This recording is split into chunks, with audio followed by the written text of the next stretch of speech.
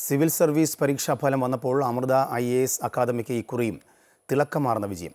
അഖിലേന്ത്യാ തലത്തിൽ 31ാം റാങ്ക് നേടിയ വിഷ്ണു ശശികുമാർ ഉൾപ്പെടെ അമൃത IAS അക്കാദമിയിൽ നിന്നുള്ള 6 പേർ ഇത്തവണ ആദ്യ 100 റാങ്കിൽ ഇടം നേടി. സിവിൽ സർവീസ് ലക്ഷ്യമിടുന്ന ഉദ്യോഗാർത്ഥികൾക്ക് മികച്ച പരിശീലനവും പിന്തുണയും നൽകാനായി 8 വർഷങ്ങൾക്ക് മുമ്പാണ് അമൃത IAS അക്കാദമി സ്ഥാപിതമായത്. ഇക്കാലയളവിൽ ഓരോ വർഷവും ഇവിടെ നിന്ന് പരിശീലനം പൂർത്തിയാക്കി റാങ്ക് പട്ടികയിൽ ഇടം നേടുന്നവരുടെ എണ്ണവും വർദ്ധിച്ചുകൊണ്ടിരിക്കുന്നു. ഇത്തവണ അമൃത IAS അക്കാദമിയിൽ പരിശീലനം നേടിയ 45 പേരാണ് റാങ്ക് പട്ടികയിൽ ഇടം നേടിയത്. ഇതിൽ അഖിലേന്ത്യാ തലത്തിൽ 31ാം റാങ്ക് നേടിയ വിഷ്ണു ശശികുമാർ ഉൾപ്പെടെ 6 പേർ ആദ്യ 100 റാങ്കിൽ ഇടം നേടി. ഇവർക്കു പുറമെ 7 പേർ ആദ്യ 200 റാങ്കിലും ഇടം നേടിയിട്ടുണ്ട്.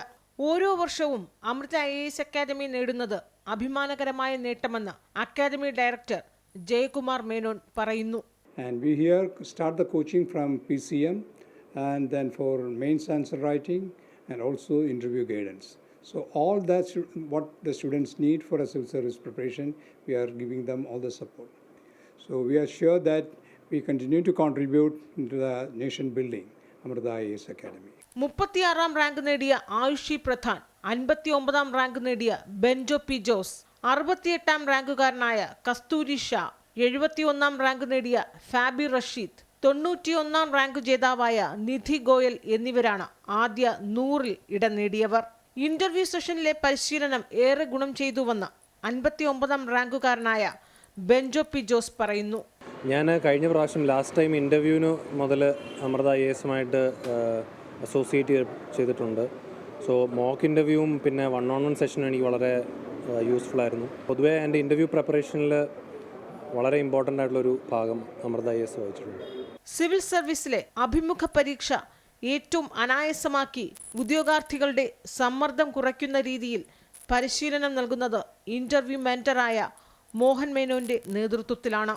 We look at the competencies required to excel as a civil servant and build in those competencies into the mentoring program to assist aspirants to put their best foot forward to be the most effective selves in the real interview process.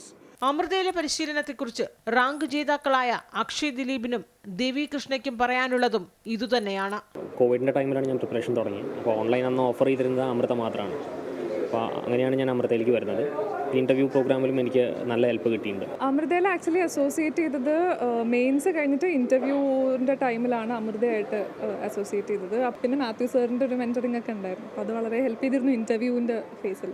ഓരോ തവണയും Amrita IAS academy നേടുന്നത് അഭിമാനകരമായ നേട്ടമെന്ന് senior ഫാക്കൽറ്റിയും academy മാനേജറുമായ Mathews George പറയുന്നു. നമ്മുടെ ഈ പറയുന്ന 45 results എന്ന് പറയുന്നത് റേഞ്ച് ഓഫ് പ്രോഗ്രാംസിൽ നിന്ന് വന്ന ഔട്ട്കമാണ്. അമൃതയ്ക്ക് ഭയങ്കര അഭിമാനിക്കാവുന്ന ഒരു നേട്ടമാണുള്ളത്. 2016 സ്ഥാപിതമായ അമൃത IAS അക്കാദമിയിൽ നിന്ന് ഇതുവരെ 272 പേരാണ് സിവിൽ സർവീസ് യോഗ്യത നേടിയിട്ടുള്ളത്. അമൃത ന്യൂസ്, തിരുവനന്തപുരം.